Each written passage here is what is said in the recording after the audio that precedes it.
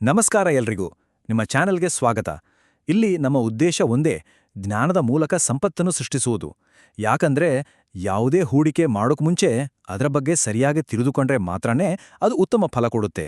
ಬನ್ನಿ, ಇವತ್ತು ಭಾರತದ ಶೇರ್ ಮಾರುಕಟ್ಟೆಯ 2 ದೊಡ್ಡ ಹೆಸರುಗಳ ಹಿಂದಿನ ಕಥೆಯನ್ನು ನೋಡೋಣ. ಸ್ಟಾಕ್ ಮಾರ್ಕೆಟ್ಗೆ ಹೊಸದಾಗಿ ಬಂದಾಗ NSE, BSE, ನಿಫ್ಟಿ, ಸೆನ್ಸೆಕ್ಸ್ ಈ ಎಲ್ಲಾ ಹೆಸರುಗಳನ್ನು ಕೇಳಿ ಸ್ವಲ್ಪ ಗೊಂದಲ ಆಗುತ್ತೆ ಅಲ್ವಾ? ಯಾವುದು ಬೆಸ್ಟ್? ಇವೆರಡರ ನಡುವೆ ನಿಜವಾಗ್ಲೂ ವ್ಯತ್ಯಾಸ ಏನಿದೆ? ಬನ್ನಿ, ಇವತ್ತಿನ ನಮ್ಮ ಈ ಚರ್ಚೆಯಲ್ಲಿ ಈ ಎಲ್ಲಾ ಗೊಂದಲಗಳನ್ನ ಸರಳವಾಗಿ ಬಗೆಹರಿಸ್ಕೊಳ್ಳೋಣ. ಸರಿ, ಹಾಗಾದ್ರೆ NSE, BSE ಅಂತ ತಲೆಕೆಡಿಸ್ಕೊಳ್ಳೋ ಮುಂಚೆ ಮೊದಲು ಈ ಸ್ಟಾಕ್ ಎಕ್ಸ್ಚೇಂಜ್ ಅಂದ್ರೆ ಏನಪ್ಪಾ ಅಂತ ಸರಳವಾಗಿ ಅರ್ಥ ಮಾಡ್ಕೊಳ್ಳೋಣ. ಅಡಿಪಾಯ ಗಟ್ಟಿಯಾಗಿದ್ರೆ ಕಟ್ಟಡ ಸ್ಟ್ರಾಂಗ್ ಆಗಿರುತ್ತೆ ಅಲ್ವಾ? ನೋಡಿ, ಎಕ್ಸ್ಚೇಂಜ್ ಅಂದ್ರೆ ಬೇರೇನೂ ಅಲ್ಲ, ಅದೊಂದು ಮಾರುಕಟ್ಟೆ. ನಾವು ತರಕಾರಿ ತಗೊಳ್ಳೋಕೆ ಸಂತೆಗೆ ಹೋಗ್ತೀವಿ, ಬಟ್ಟೆ ತಗೊಳ್ಳೋಕೆ ಮಾಲ್ಗೆ ಹೋಗ್ತೀವಿ ಅಲ್ವಾ? ಅದೇ ರೀತಿ ಕಂಪನಿಗಳ ಶೇರ್ಗಳನ್ನು ಕೊಳ್ಳೋಕೆ ಮತ್ತು ಮಾರಾಟ ಮಾಡೋಕೆ ಇರುವ ಒಂದು ಅಧಿಕೃತ ಜಾಗವೇ ಸ್ಟಾಕ್ ಎಕ್ಸ್ಚೇಂಜ್. ತುಂಬ ಸಿಂಪಲ್. ಈಗ ಬರೋಣ ನಮ್ಮ ಕಥೆಯ ಇಬ್ಬರು ಮುಖ್ಯ ಪಾತ್ರಧಾರಿಗಳ ಕಡೆಗೆ. ಭಾರತದ ಆರ್ಥಿಕತೆಯ 2 ದೊಡ್ಡ ಶಕ್ತಿಗಳು. ಒಂದು ಅನುಭವ ಮತ್ತು ಇತಿಹಾಸದ ಗಣಿ, ಇನ್ನೊಂದು ವೇಗ ಮತ್ತು ತಂತ್ರಜ್ಞಾನದ ಪ್ರತಿರೂಪ. ಮೊದಲು ನೋಡೋಣ BSE ಅಂದ್ರೆ ಬಾಂಬೆ ಸ್ಟಾಕ್ ಎಕ್ಸ್ಚೇಂಜ್ ಬಗ್ಗೆ. ಇದು 1875ರಲ್ಲಿ ಶುರುವಾಗಿದ್ದು. ಅಂದ್ರೆ ಸುಮಾರು 150 ವರ್ಷಗಳ ಹಿಂದೆಯೇ. ಏಷ್ಯಾದಲ್ಲೇ ಅತ್ಯಂತ ಹಳೆಯ ಸ್ಟಾಕ್ ಎಕ್ಸ್ಚೇಂಜ್ ಅಂದ್ರೆ ಸುಮ್ನೆನಾ? ಇದರ ಫೇಮಸ್ ಇಂಡೆಕ್ಸ್ ಯಾವುದು? ಅದು ಸೆನ್ಸೆಕ್ಸ್. ಹಾಗೆ ಇನ್ನೊಂದು ಕಡೆ ಇದೆ NSE ಅಂದ್ರೆ ನ್ಯಾಷನಲ್ ಸ್ಟಾಕ್ ಎಕ್ಸ್ಚೇಂಜ್.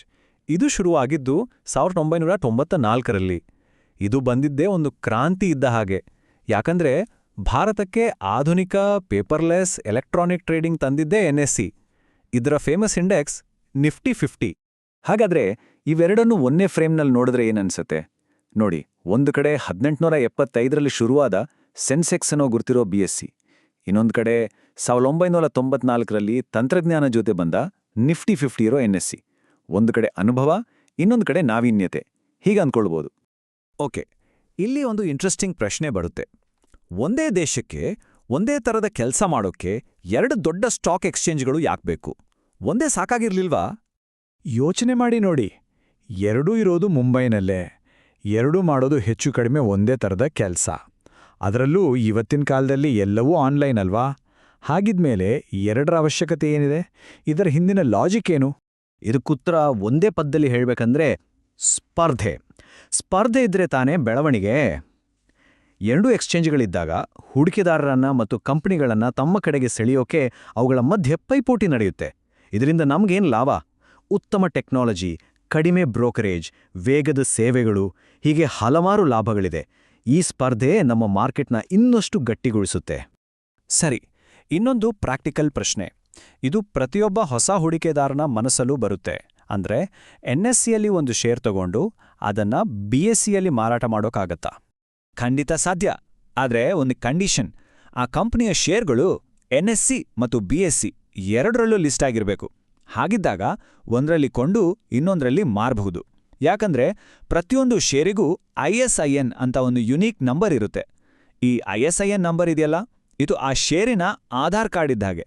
ಎಕ್ಸ್ಚೇಂಜ್ ಬದಲಾದ್ರೂ ಅದರ ಗುರುತು ಬದಲಾಗಲ್ಲ. ಇಲ್ಲಿವರೆಗೆ ನಾವು ಮಾತಾಡಿದ್ದು ಬರೀ ಷೇರುಗಳ ಬಗ್ಗೆ ಅಲ್ವಾ? ಆದರೆ ಫೈನಾನ್ಷಿಯಲ್ ಮಾರ್ಕೆಟ್ ಅಂದ್ರೆ ಬರೀ ಷೇರುಗಳಷ್ಟೇ ಅಲ್ಲ. ಷೇರುಗಳ ತರಹನೇ ಚಿನ್ನ, ಬೆಳ್ಳಿ, ಕಚ್ಚಾ ತೈಲ, ಹಾಗೆ ವಿದೇಶಿ ಕರೆನ್ಸಿಗಳಲ್ಲೂ ವ್ಯಾಪಾರ ಮಾಡಬಹುದು. ಬನ್ನಿ, ಅವುಗಳ ಬಗ್ಗೆನೂ ಸ್ವಲ್ಪ ತಿಳಿದುಕೊಳ್ಳೋಣ. ಮೊದಲನೇದು MCX ಅಂದ್ರೆ ಮಲ್ಟಿ ಕಮಾಡಿಟಿ ಎಕ್ಸ್ಚೇಂಜ್. ಹೆಸರೇ ಹೇಳೋ ಹಾಗೆ ಇಲ್ಲಿ ನೀವು ಚಿನ್ನ, ಬೆಳ್ಳಿ, ಕಚ್ಚಾ ತೈಲ ಈ ಥರದ ವಸ್ತುಗಳನ್ನ ಅಂದ್ರೆ ಕಮಾಡಿಟಿಗಳನ್ನ ಟ್ರೇಡ್ ಮಾಡ್ಬೋದು. ಇದು ಷೇರುಗಳಿಗಿಂತ ವಿಭಿನ್ನ.